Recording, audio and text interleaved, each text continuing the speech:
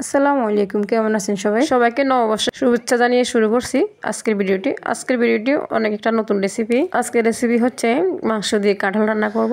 যদিও আমি কখনো রান্না করিনি কাঁঠাল দিয়ে মাংস, তারপরও আজকে রান্না করেছি। অনেক ভালো লেগেছে আমার কাছে, আপনাদের কাছে ভালো লাগবে। আপনারা সবাই আমার মতো ট্রাই করে দেখবেন। ভিডিওটি দেখে হয়তো সবাই ভালো লাগবে। যদি ভালো লেগে থাকে সবাই লাইক কমেন্ট করে আমার সাথেই থাকবেন। আর এখন তো কাঁঠালের সিজন, সব এলাকায় কাঁঠাল পাওয়া যায়। আমার বাড়িতে বেড়াতে গিয়েছিলাম, তো আসার সময় কাঁঠাল নিয়ে আসলাম ওখান থেকে। ওইখানে একটু কাঁঠাল বেশি হয়। তারপর আমি আজকে ভাবলাম কাঁঠাল দিয়ে একটা মাংসের তরকারি রান্না করব।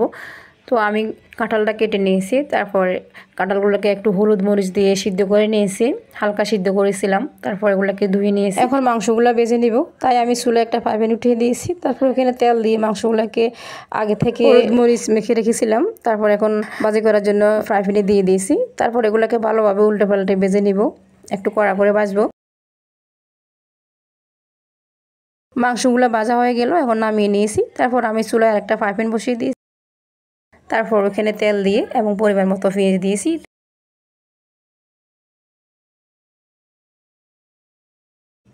তারপর দিয়েছি মরিচ কুচি, এগুলোকে একটু ভালোভাবে নেড়ে ছেড়ে তারপর দিয়েছি রসুন বাটা এবং আদা বাটা।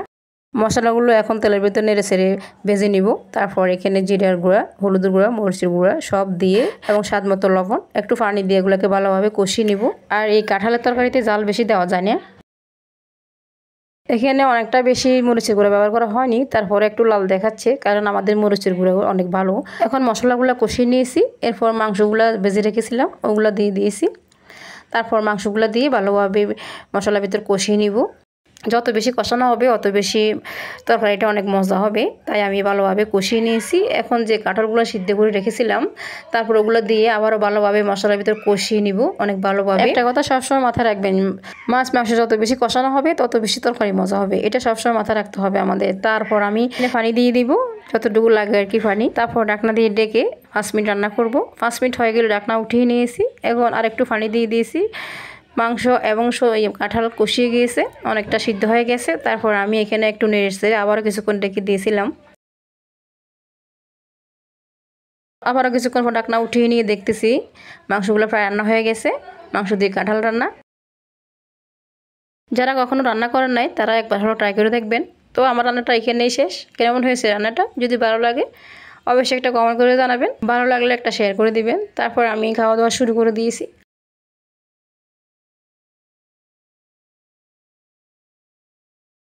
একটা প্লেটে ভাত নিয়েছি, তারপর এখানে কিছু শাক নিয়েছি, তারপর আমি কাঁঠাল নিয়েছি। অনেক মজা হয়েছে। আজকের ভিডিওটি এই পর্যন্ত, দেখা হবে পরের ভিডিওতে। ভালো থাকবেন সবাই, আল্লাহ হাফেজ।